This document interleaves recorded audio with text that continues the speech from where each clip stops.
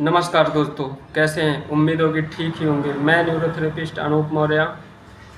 आज आप लोगों को मैं बताने जा रहा हूं कुछ खाने पीने पे ध्यान देने वाली चीज़ें कि आईबीएस या पेट की बीमारियों में या कॉन्स्टिपेशन में हमें क्या खाना चाहिए, क्या नहीं खाना चाहिए। मैंने एक वीडियो इस पे बना के रखा है, फिर भी मैं आज एक बताने जा रहा हूँ कुछ चीज़ें जो कमेंट में सवाल आते हैं उसके। पहला नंबर, क्या ड्राई फ्रूट्स खाना चाहिए?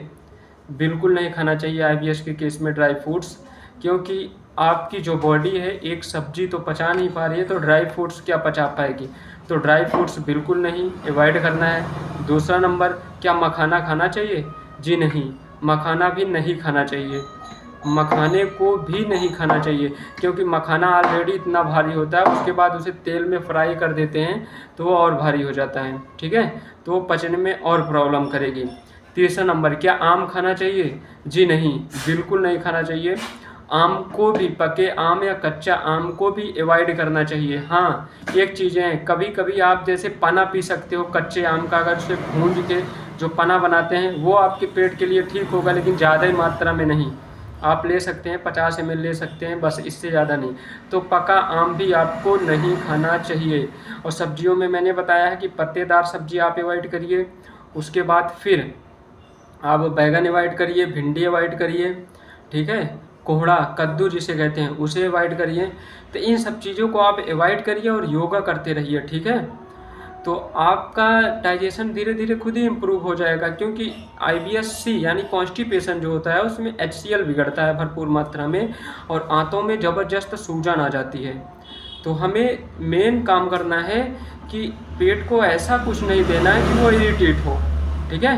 तो जितनी चीज़ें मैंने बताया है इसको आप अवॉइड करिए और आप योगा करते रहिए। आप अपने नज़दीकी कहीं आप ट्रीटमेंट लीजिए, कोई दिक्कत नहीं है कहीं जाने की, ठीक है।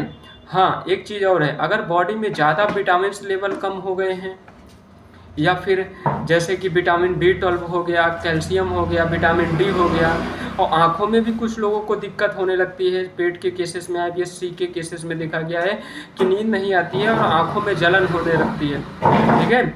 और बाकी जो होता है क्या कि बाकी पेट ना साफ होना, जैसे सुबह गया प्रेशर नहीं बना, थोड़ा बहुत मोशन हुआ, गीला टाइप, चिपचिपा टाइप, गीला हुआ नहीं, मोशन ना हुआ, ठीक है, पेट साफ नहीं हुआ, गीला मोशन है फिर भी लैट्रिन नहीं हो रही है, और फिर उसके बाद घबराहट होना, चिंता होना, नींद ना आना, चिड़चिड़ापन, गुस्सा, किसी बात को लेकर के गुस्सा, ये सारे जो सिम्टम्स हैं ये सारे सिम्टम्स आपकी बॉडी के ही हैं, आईबीएस के ही हैं। अब ये ज़रूरी नहीं होता है कि आईबीएस पे ये सारे सिम्टम्स आएँ। ये जो सिम्टम्स होते हैं ये और सारी बीमारियों में आते हैं, क्योंकि जब आदमी किसी एक बीमारी से ज़्यादा टाइम तक अगर झेल लेता है तो उसके बाद ये सब सिम्टम्स आना वो मामूली सी बात हो जाती है।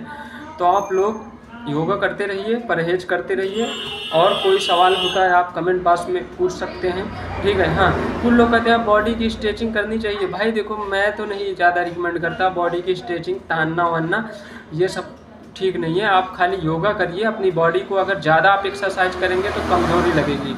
दूसरा नंबर, आप खुले में अगर बैठोगे जहाँ पेड़ पौधे हैं तो वहाँ थोड़ा स्ट्रेस लेवल कम होगा, क्योंकि वहाँ पर जो है ऑक्सीजन लेवल अच्छी होती है।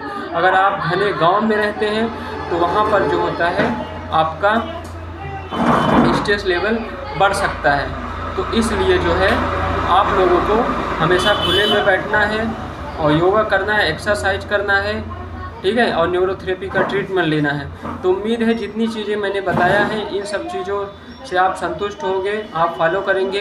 अगर और कोई क्वेश्चन रह जाता है तो आप एनी टाइम पूछ सकते हैं। मिलते हैं फिर किसी वीडियो में। धन्यवाद।